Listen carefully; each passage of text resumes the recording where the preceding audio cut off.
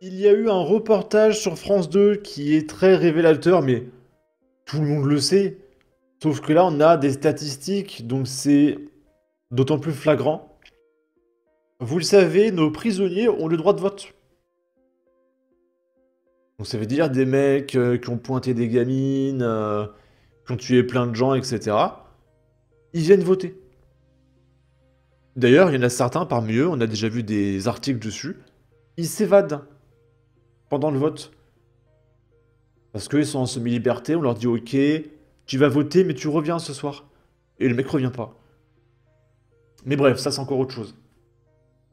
Et du coup on apprend que 45% des prisonniers ont voté très précisément pour Jean-Luc Mélenchon. Pas pour le NFP, NUPES, etc. Jean-Luc Mélenchon très précisément, 45%. Et du coup, il y a le monsieur qu'on voit dans le reportage de France 2 qui aimerait qu'on arrête de donner le droit de vote aux criminels. Parce que c'est exclusivement du vote pour Jean-Luc Mélenchon et que ça commence à bien faire en fait. De voir des partis politiques qui ont pour électorat des criminels et des mineurs. Que oui, quand tu as entre 18 et 25 ans, t'as le droit de vote mais t'es encore à l'école. Donc oui, t'es encore un gamin quoi. Et c'est ça l'électorat de Jean-Luc Mélenchon. Des gamins qui passent leurs examens dans 3 semaines, n'ont jamais bossé de leur vie, et des criminels. Ça va 5 minutes en fait ce parti. On met le petit filtre. À Melun, la place des prisons est un sujet de préoccupation pour le maire. Non pas pour des questions de sécurité, mais plutôt pour son nombre d'électeurs. À quelques mois des municipales, le vote des prisonniers inquiète. Globalement, ce sont 1600 détenus. Et sur ces 1600, 800 sont inscrits aux élections, sur la liste électorale. Donc 800, globalement, c'est un petit bureau de vote à Melun. Il pèse autant ce bureau de vote qu'un bout de quartier, enfin qu'un bout de ville. Et à lui seul, il peut faire basculer une élection. Voilà. Et on a vu aussi qu'il y a énormément d'électeurs de la France insoumise à l'étranger. Notamment les expatriés maghrébins. Ça vote, je crois que c'est 70% Jean-Luc Mélenchon, c'est n'importe quoi. Et vous regardez les électeurs expats aux États-Unis,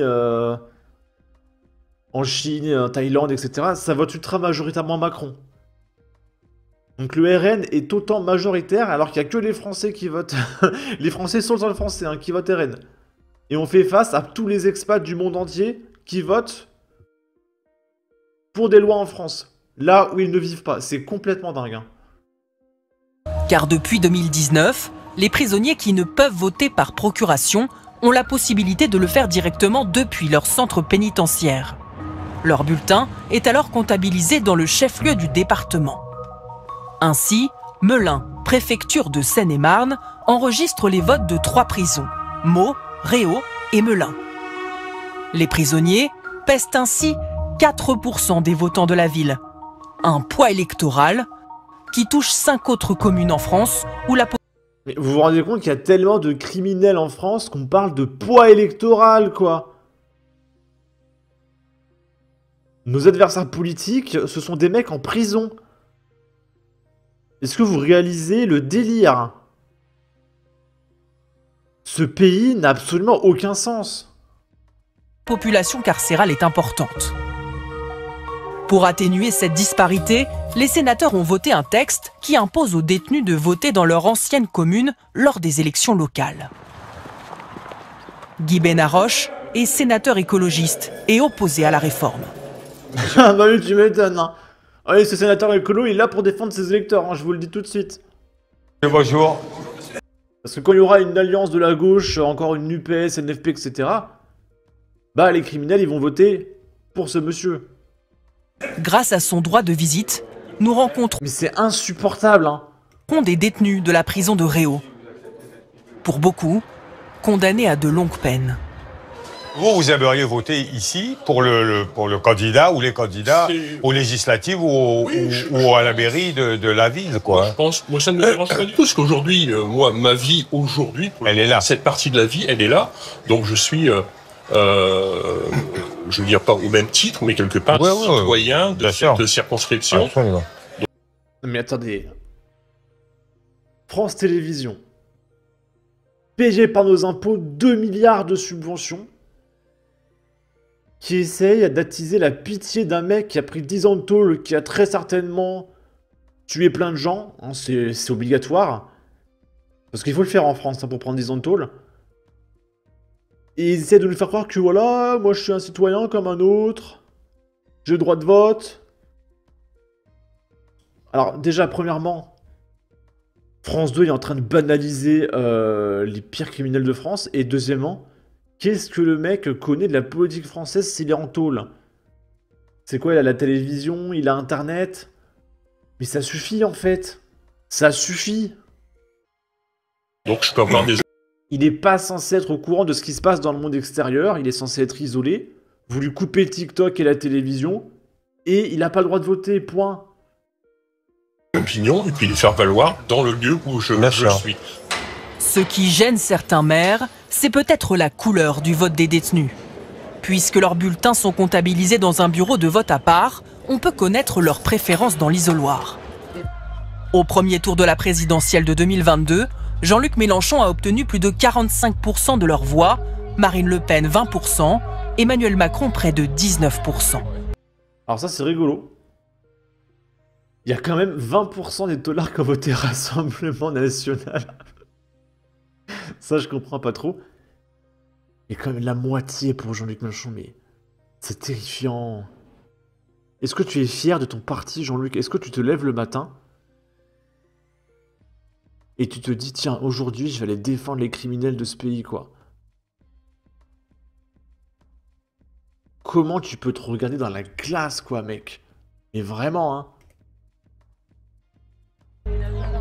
Pour le sénateur de gauche, modifier la loi serait avant tout opportuniste en vue des municipales. Je pense qu'il y a d'autres solutions que de faire une loi qui restreint globalement pour tous les détenus leur droit à voter, simplement parce qu'on craint que pour 6 communes, ça puisse avoir un impact sur le résultat des élections. Le maire de Melun se défend.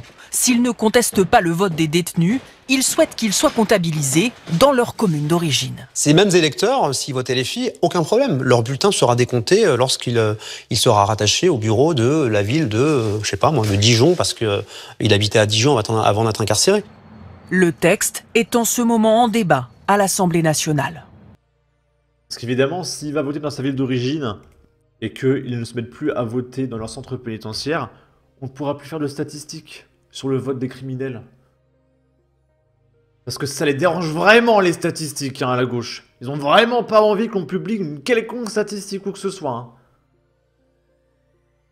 Ils sont beaucoup à dire, oui, l'extrême droite, nanana. Ok, publiez les stats. Partagez les stats techniques. Allons-y. Comme ça, on pourra débattre. Ah non, mais les stats, c'est l'extrême droite. Ok, ok. Allez, rentre chez toi. À quel moment un détenu peut garder son droit de vote? Mais c'est quoi ce pays? Les droits civiques devraient être automatiquement supprimés dès qu'un individu met les pieds en prison, et ce, peu importe le motif de la condamnation. Il n'y a absolument aucun débat possible. Il votait, pardon. En général, je trouve fou de pouvoir voter pendant une condamnation, même sous bracelet électronique. Quand tu as fini ta peine, alors là, tu peux à nouveau voter, bien sûr, mais pendant, c'est hypocrite. La justice décide de t'éloigner de la vie sociale, et donc que tu ne peux pas voter. Et en plus, ça veut dire que les criminels, ils votent majoritairement pour des partis qui vont les aider. Comme tout le monde en France. Donc on voit bien que la gauche est là pour aider les criminels, en fait. Le droit de vote devrait être retiré aux détenus à minima le temps de leur incarcération. Quelle aberration! Je ne savais pas qu'on pouvait voter en prison, c'est quoi cette blague? Je croyais qu'on perdait ses droits civiques en prison. Désolé, mais si tu es en prison par principe, tu ne dois pas voter. Mais c'est le minimum qu'il soit exclu du vote. Bon, sur ce, n'hésitez pas à donner votre avis, votre opinion, à partager, liker, commenter, ça aidera au référencement de la vidéo sur YouTube. Abonnez-vous, suivez-moi sur Twitter. Prenez soin de vous, salut!